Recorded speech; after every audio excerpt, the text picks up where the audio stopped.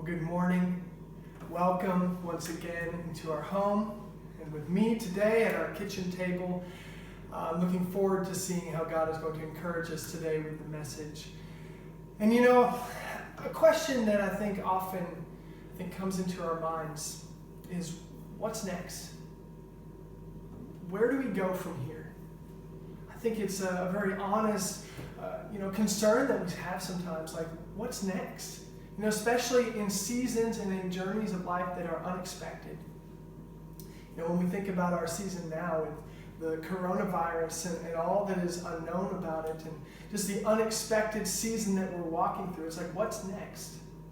Well, I believe that today the scripture that we're looking at really helps us in getting a right perspective about the journey, the unexpected journey of life. Today we're going to continue our series titled God and People, where we are really looking at some of the major biblical events that happen. And we get a picture, a glimpse of who God is, the character of who God is, and how He involves people in the work that He is doing. Today the message is titled Joseph, an Unexpected Journey. And we find this unexpected journey in Genesis chapter 37 through 50. And I would encourage you on your own time to spend time reading through those chapters and really getting into this event, this account of Joseph and how God used him, involved him in what he was doing.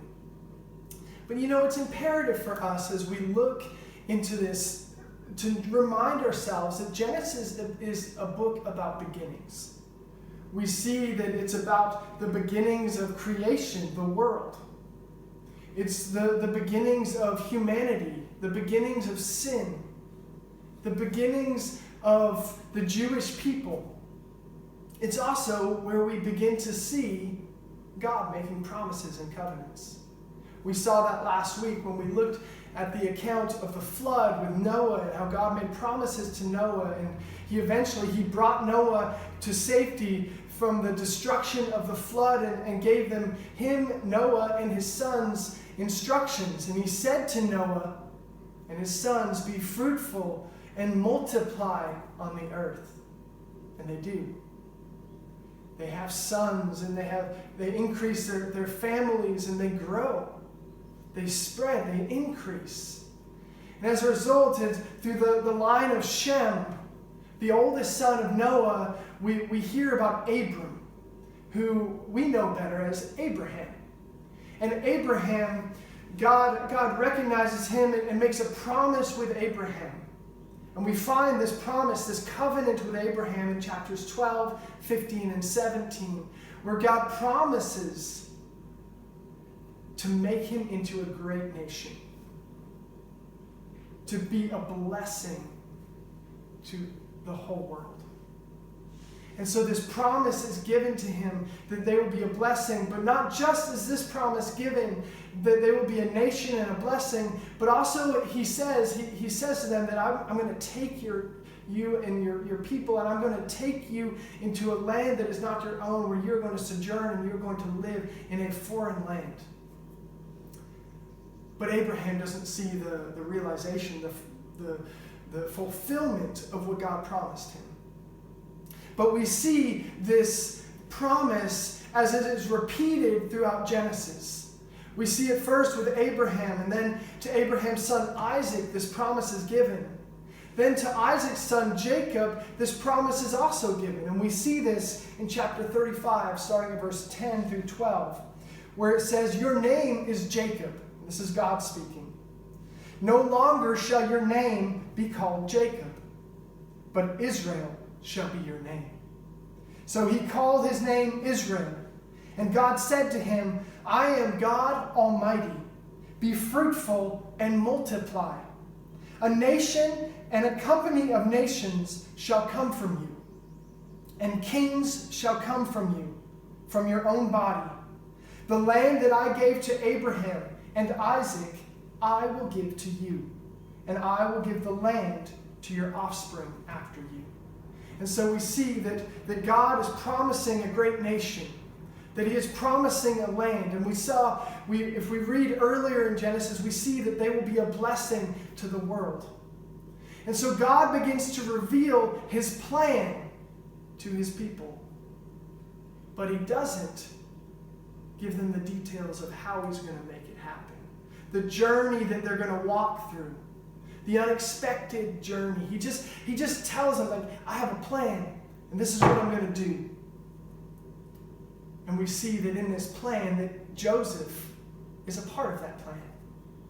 Joseph, the second youngest son of Jacob, of Israel. Joseph was not really highly regarded by his brothers. He would shepherd with his brothers, and there's one time where the text tells us in chapter 37 that he brings back a bad report of his brothers. And his brothers, they don't like him. They don't like him at all, and it actually says that they hate him. And not only this, that he is known as being loved, the text says, by his father more than his brothers. So much so that his father makes him this coat, this robe of many colors, special for Joseph. And this just fuels the hatred, the disdain by Joseph's brothers towards him. And so we see that Joseph, he's not liked by his brothers. And Joseph, in light of this and in knowing this, God reveals to him that he's got a plan for him. God gives him 2 dreams where he shows him that his brothers are going to bow to him, that he's really going to rule over his brothers. Then he has a second dream where it reveals that he will rule, he will lead and be an authority over his whole family. Now, God doesn't give him the specifics, the details of how he's going to make this happen. He just reveals that you are going to be in leadership, you're going to be in authority. God begins to reveal his plan. And as I think about this, and as I was studying the text, I really want us to see that this first point is that God has a plan for his people, but he doesn't always reveal the path. That God has plans for his people, but doesn't always reveal the path to get there. And as I think about this, in my own heart, I'm thinking, am I okay with that? And I want to ask you, are you okay with not knowing the path? How does that sit in your heart? Because I think what this really hits on is a nerve inside of us that wants to control our life. We want to have control of the direction of the path that we are going to walk in and on. But the reality is, we don't have control. And so the question is, are you okay with that? You know, God has a plan for his people. If you put your faith in Jesus, he has a plan. And that plan is partially, there's so much to it, but part of that plan is that we have a future with him in eternity. But also part of that plan is that on that journey, the unexpected journey towards that future, we are going to be refined. But he doesn't tell us how it's going to happen. And we must be okay with that. We must trust in God, knowing that the path that he will take us on is going to be good. It might be hard, but it's good for us. Because he has a plan. He has a purpose. And we see this in the life of Joseph. Because God revealed that he has this plan for Joseph, but he didn't reveal how he was going. some time passes, and Joseph, he ends up, I don't know if he made the wisest decision, but he tells his brothers and his father his dreams. And as he tells them, they rightly interpret this as Joseph saying that he was going to rule over them, that they were going to bow to him. And obviously that fuels even more that hatred, that jealous hatred that his brothers had for him. It says that Israel, his father who loved him, actually rebukes him because of what he has said in the dreams that he has told them. Well, some time passes, and his brothers are shepherding their flock, and they've taken them to graze. And his father has said to Joseph, he sends him to find his brothers to bring back a report. I always thought, well, maybe this is just over a couple of hills or just down fairly close. Well, this was a journey that was going to take him roughly 160 kilometers. This is no short journey to find his brothers.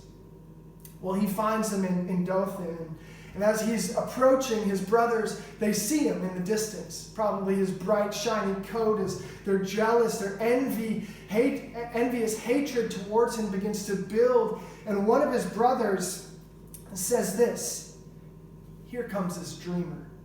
Come now, let us kill him and throw him into one of the pits. Then we will say that a fierce animal has devoured him, and we will see what will become of his dreams." Chapter 37, verse 20. You see, they didn't want to see. They didn't want to hear about his dreams, about what he believed God had revealed to him. They're like, we're going to kill him. We're going to kill him. And as they throw him, as he gets here, they rip off the robe and they throw him into a pit to die. And as they've thrown him into the pit, it says that they've sat down and that they're eating, and just like a callous heart against Joseph. And as they're there eating, they see in the distance the Ishmaelites, the slave traders that are coming. And Judah, he mentions, like, let's sell him. Let's sell him as a slave. Make some profit off of him. And so they do that. It says in chapter 37, verse 28, they drew Joseph up and lifted him out of the pit and sold him to the Ishmaelites for 20 shekels of silver. The Ishmaelites, took Joseph to Egypt. It's like, man, what a turn of events. And I can't imagine the turmoil that is going on in Joseph's heart. It's like he's been shown by God that he is going to lead and rule, but now it's like he's not a free man. He's been sold into slavery, and he's on his way to Egypt. And it's like, man, has God's plans for him been thwarted by the evil hearts of men? Is this a setback in the plans of God, or a step forward in where God is taking him? Has God just abandoned him? I mean, God can't be with him, can he? And I think these questions begin to rise in our hearts as we see things like this. Because we think, as looking from an outward perspective, man, this can't be the work of God. God can't truly be leading Joseph, this man, in this way. He must have abandoned him. But we see that the author quickly makes it known that that's not true. Listen to what it says. It says that Joseph, he was taken to Egypt, and he was bought in Egypt by Potiphar, who was an officer of Pharaoh. And the author immediately points this out in Genesis chapter 39, verses 2 through 6. The Lord was with Joseph. The Lord was with Joseph. And so even in this difficult situation, God had not abandoned him, had not left him on his own. And it carries on. It says, the Lord was with Joseph, and he became a successful man. And he was in the house of his Egyptian master. His master saw that the Lord was with him, and that the Lord caused all that he did to succeed in his hands. So Joseph found favor in his sight and attended him. And he made him overseer of his house, and put him in charge of all that he had. From the time that he had made him overseer in his house, and over all that he had, the Lord blessed the Egyptian's house for Joseph's sake. The blessing of the Lord was on all that he had, in house and field. So he left all that he had in Joseph's charge, and because of him, he had no concern about anything but the food he ate. See, God had not abandoned Joseph. As Joseph was in slavery, beginning his life as a slave, God was with him on that journey. So much so that it reveals that God was seen by his master. That God was seen by his master and how God's hand was upon him. And it appears as Joseph's life is kind of turning, or it appears as he's on a path to success and to succeeding in what he is doing, but all doesn't stay rosy for him. You know, I actually think it's kind of funny. In chapter 39, it points out that Joseph, he was a good-looking man. Well, Potiphar's wife, she sees him and she's like, I want to sleep with this guy. She's like, I want to lay with him, and she would pursue him. And Joseph, in his righteous integrity, would have nothing to do with it. And we see that a glimpse of his heart in this situation where he's now a slave, he's not free, but yet his eyes are still on God, and he still wants to please God with his actions. And he tells her, she's like, I can't do this against my master who has put me over, who has not withheld anything from me except you, his wife. And this is what he follows with. In chapter 39, verse 9, he says, how can I do this great wickedness and sin against God? See, he didn't want to sin against God.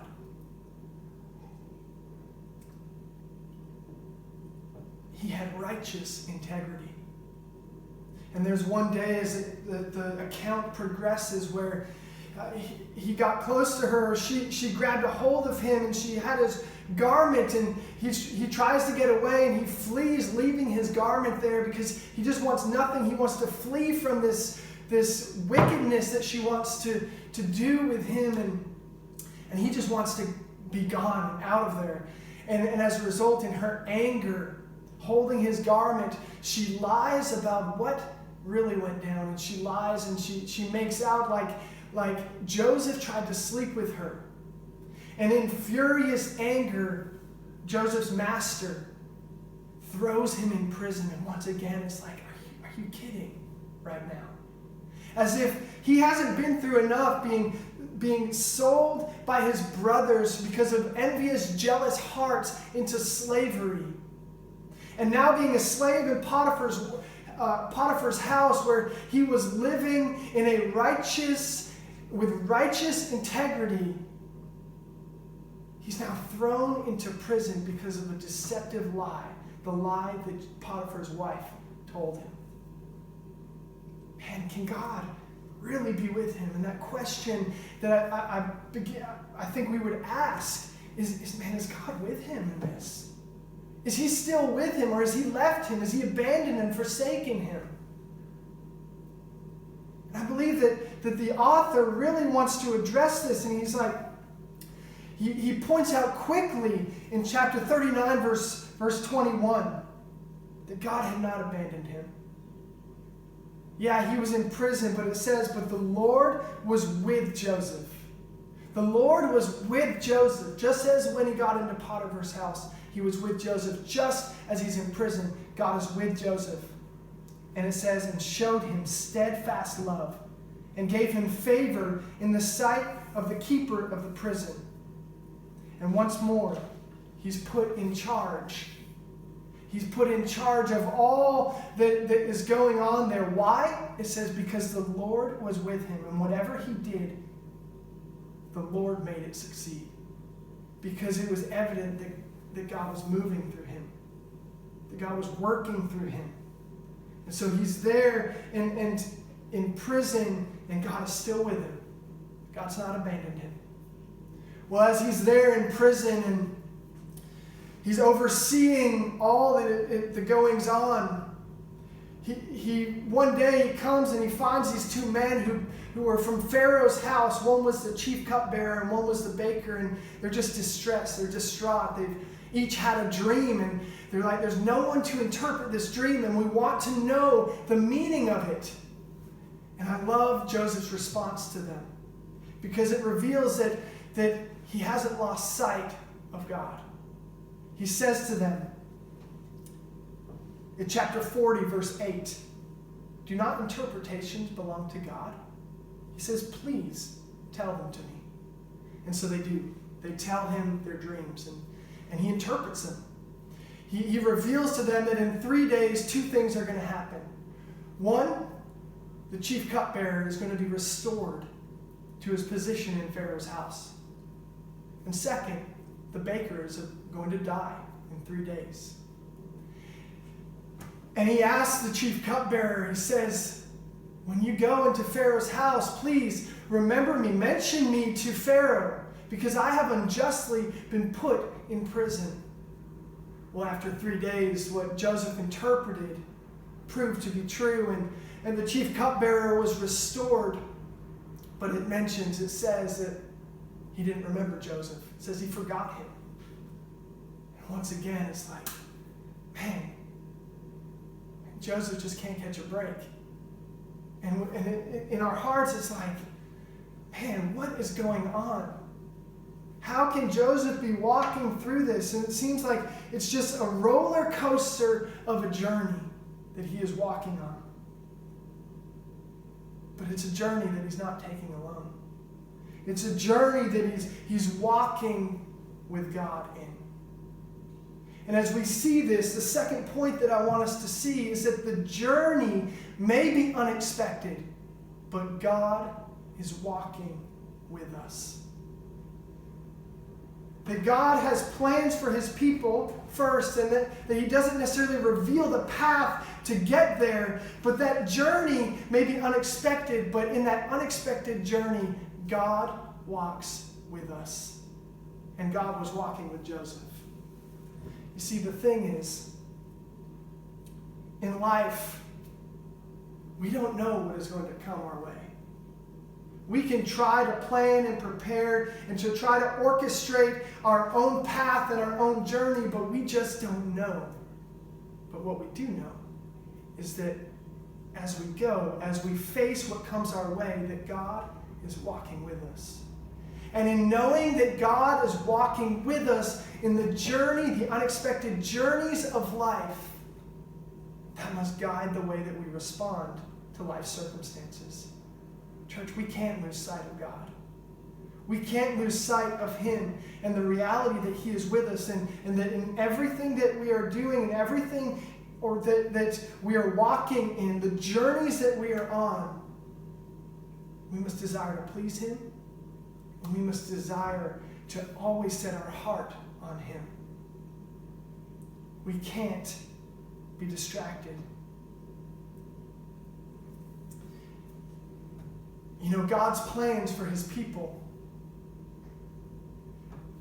was to make them this nation. And God was beginning to work this. They didn't know the path that they were taking, but God was working to making them this great nation and having this land and being a blessing to the nations. And a part of that plan was for Joseph to be a part of that plan as a leader and ruling in authority. But God didn't reveal the way. He didn't reveal the unexpected journey that was going to take Joseph on. That it was going to take the nation, the Israelite nation on. And the question that I think we can have in our hearts is God really leading this? Is God really the one that's orchestrating this journey? Or is God just responding to the different situations that are happening? Is God just responding instead of guiding and directing? Well, I believe the text, as we finish out this text, really reveals that to us. You know, for 2 whole years, Joseph remains in prison. And there's no mention of the cupbearer bringing him his name up to Pharaoh, but it says that Pharaoh, all of a sudden, he has these dreams that no one can interpret. And it's disturbing him. And the chief cupbearer recalls that, when I was in prison, I remember there's a man, Joseph, who interpreted my dreams, and he brings this to the attention of Pharaoh. And this is what it says. It says that Pharaoh sent and called Joseph in chapter 41, verse 14. And they quickly brought him out of the pit. It's a picture of the kind of setting that Joseph was in. Not just the prison, but the pit that he was in. It says they clean him up, they shave him, and they bring him before Pharaoh. And Pharaoh says to Joseph, I have heard it is said of you that when you hear a dream, you can interpret it. 41 verse 15.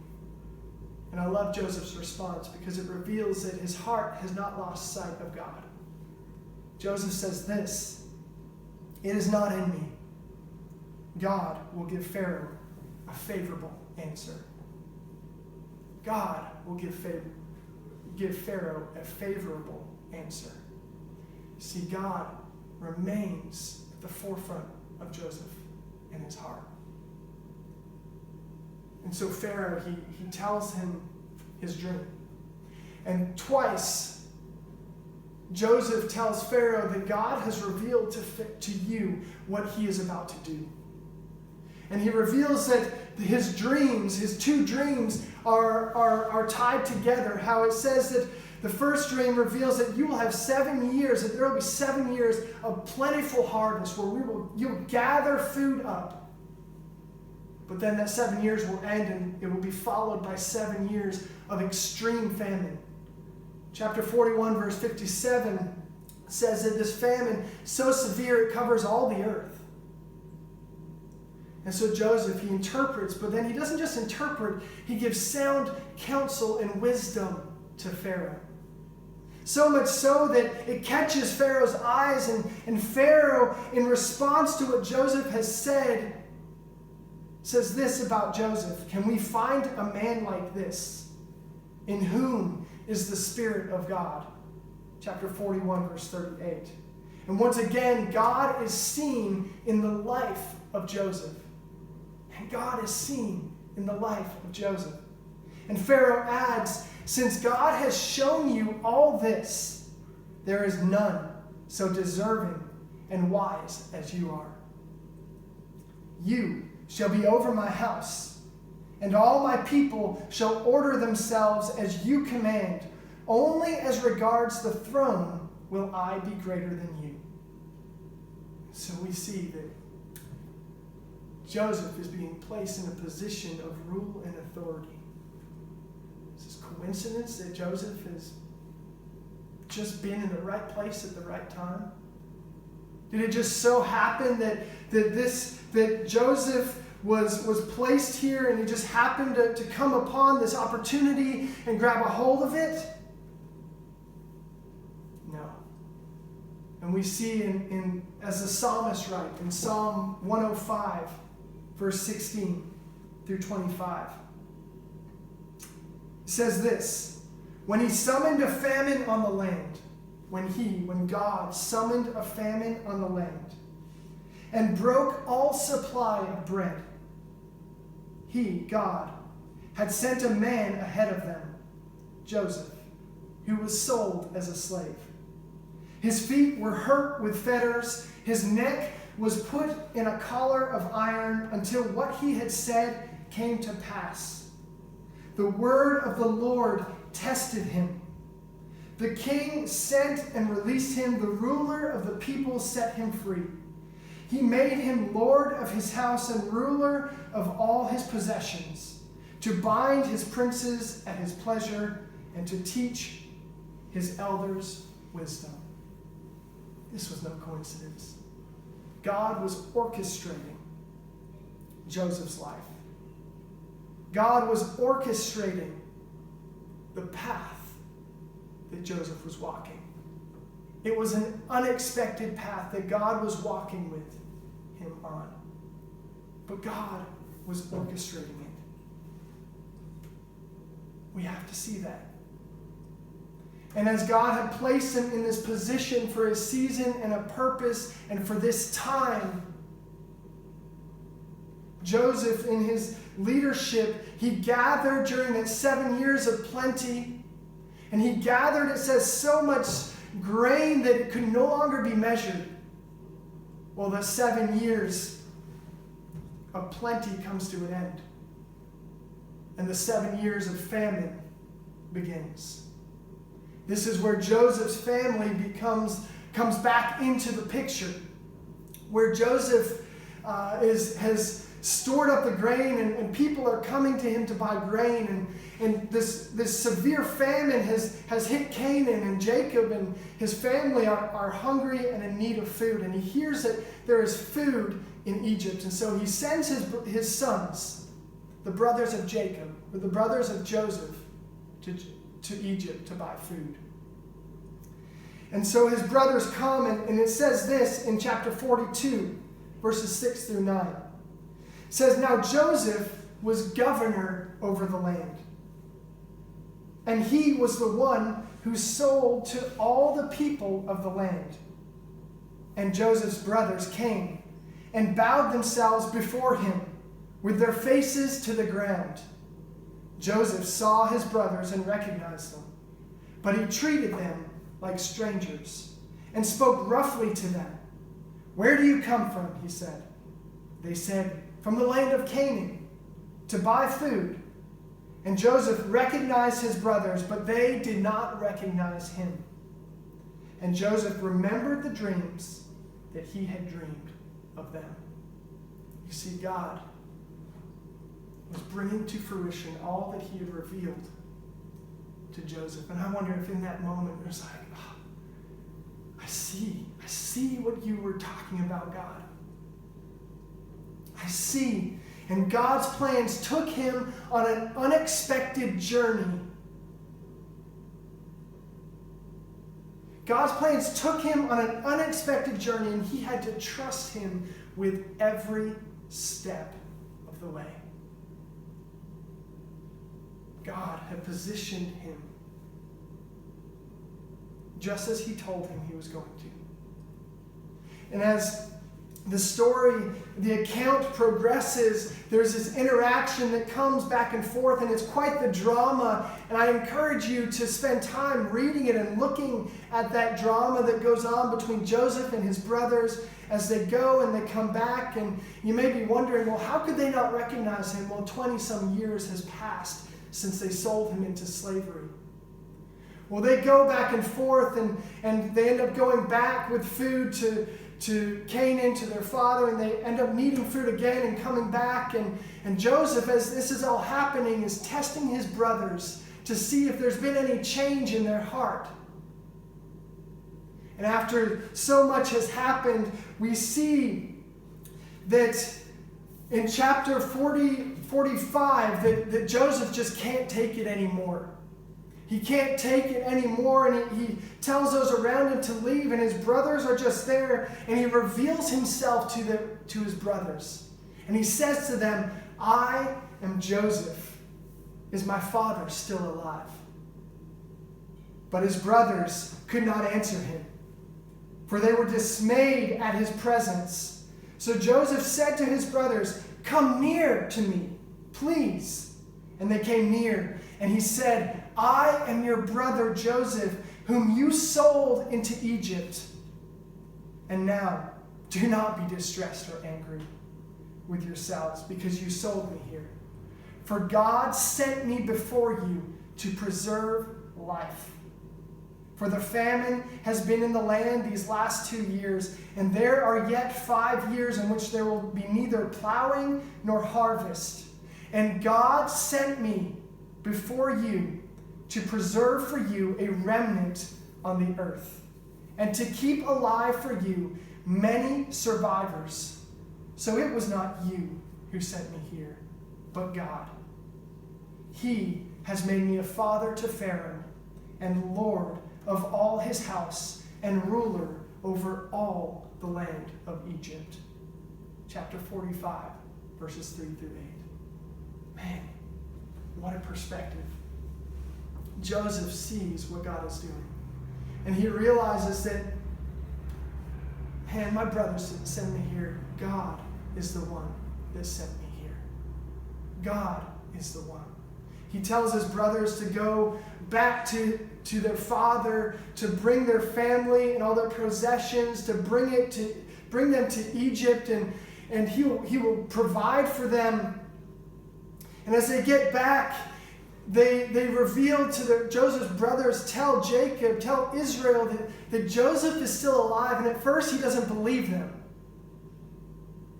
But then he's persuaded and convinced that Joseph is alive, and he makes plans to come, and he starts the journey.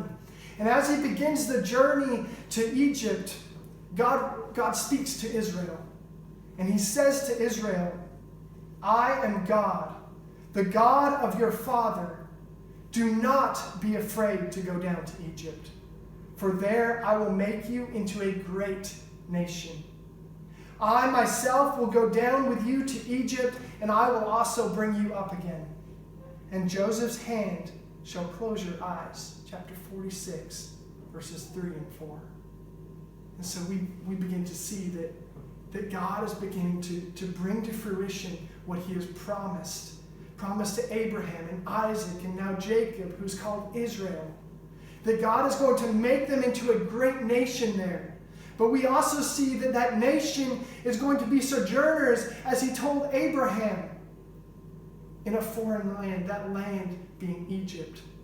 And that plan of getting them there, bringing them there, was realized through Joseph, the son of Israel, who would bring his family to Egypt. God does what he says he's going to do. And we see this in his word. We see this time and time again. What God says he's going to do, he will do it. We see it with the nation he's creating of Israel. And we see this in Joseph's life.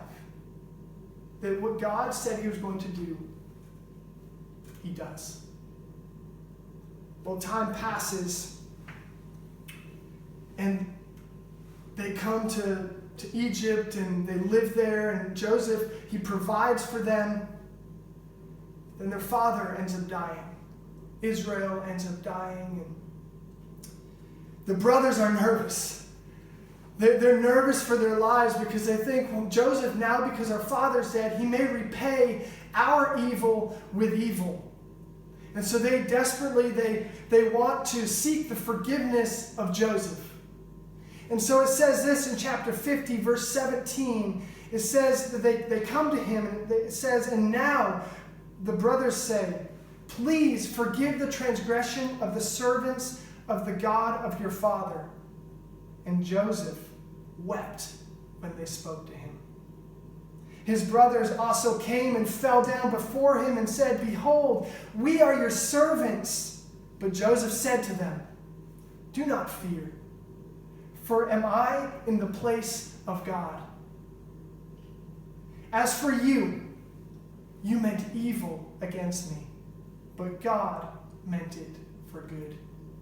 He said to them, as for you, you meant evil against me, but God meant it for good, to bring it about that many people should be kept alive as they are today. So do not fear. I will provide for you and your little ones. Thus he comforted them and spoke kindly to them. Joseph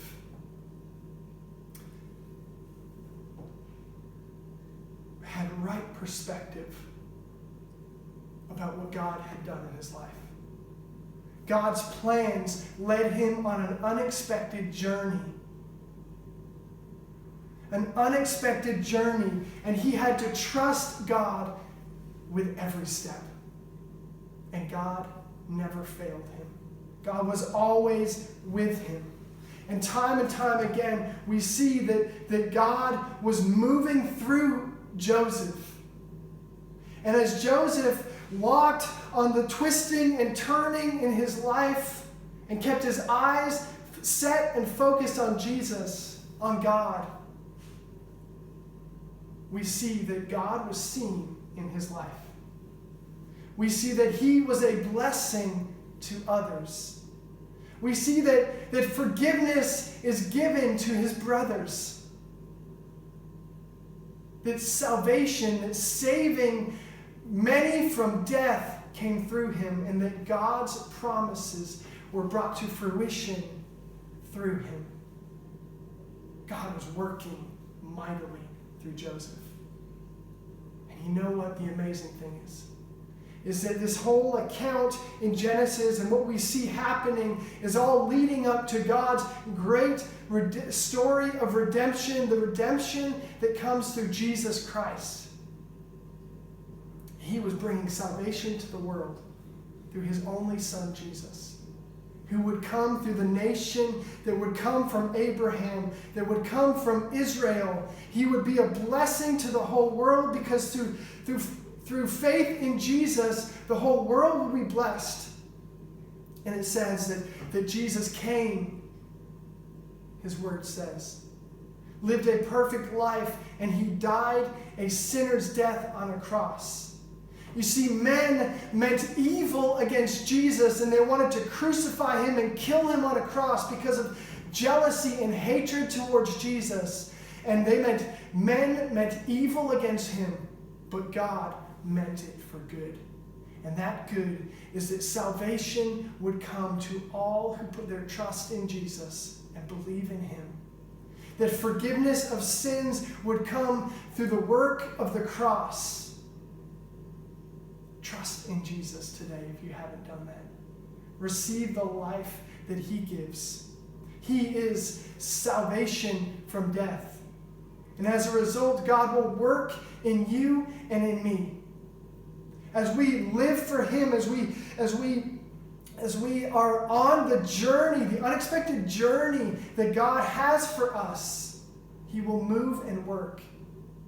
Church, God has a plan and a purpose for each and every one of us. Yes, it is to spend an eternity with him in heaven. It is to refine us along the way, along the journey towards our destination that is with him. But we don't know the path, the unexpected journey that we're going to have to walk through. But as we walk in that unexpected journey, keeping our eyes on him, we will be a blessing to others because he is working through us. People will see God in us. We will forgive people who have wronged us. We will bring the saving message of Jesus Christ to the world. And God's work and his purposes will be accomplished through us. God wants us to be a part of what he is doing. And as we walk through life, we must keep our eyes on him. Because God has plans for his people. God has plans for his people. But we must trust him with every step. God has plans for you and me. And it may lead us on an unexpected journey,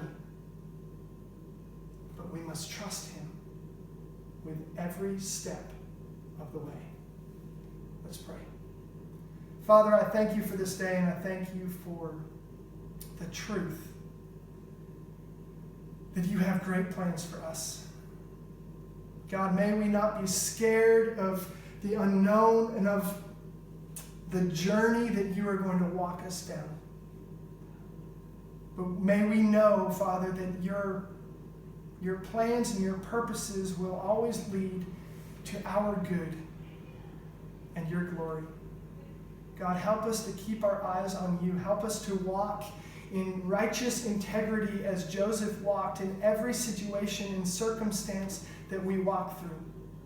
God, use us in a mighty way to display who you are to the world. God, we love you and we praise you in Jesus' name.